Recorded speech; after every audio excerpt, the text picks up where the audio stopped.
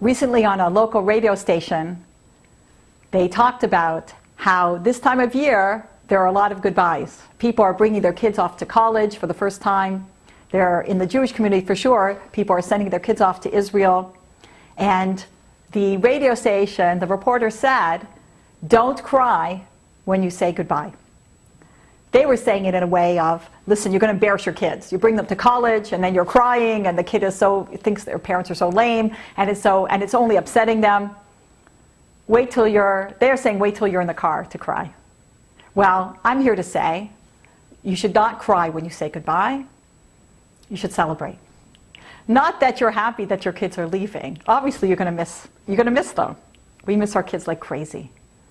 But when your kids have the self-confidence, the self-esteem to go off into life, you should celebrate. Because hopefully you were a part of that.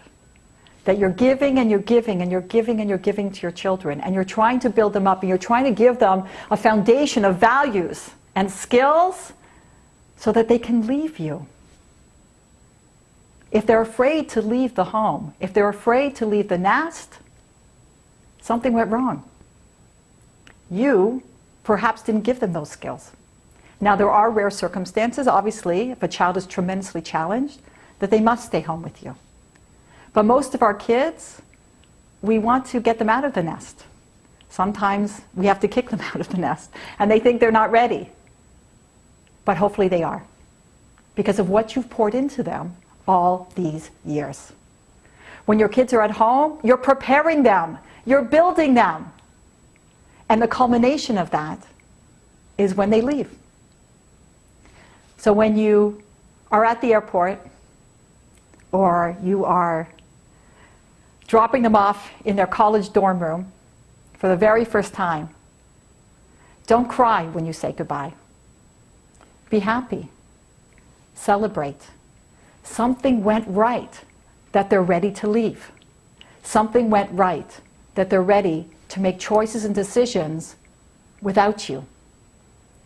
But hopefully they remember what you taught them, what you stand for, that they bear your name and they represent your family and your values, that when they're out there and they're faced with choices, hopefully they'll make the right choices.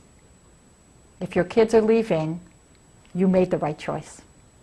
You chose to give to them so that they'll leave and go on in life and celebrate the fact that life goes on and we were part of it.